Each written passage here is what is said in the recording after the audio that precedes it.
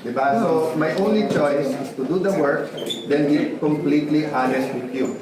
So, in an hour, I will be completely honest what happened with Senator Coto and where the investigation with the PNP is. But uulitin ko lang ha, PNP, AFP, lahat, NBI, hindi tayo magkakalaban, we're one government.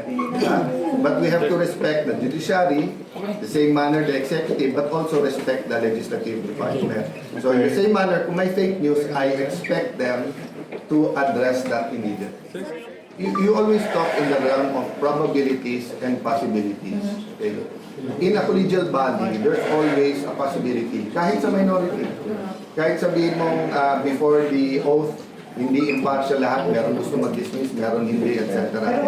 So I can only discuss with you my call. I cannot talk for everyone. I can tell you kung ano na pag-usapan, and everyone says we should have the trial, and there's no, walang isa man nagsabing hindi mag-trial. So I can only answer myself. I will act in accordance with the rules.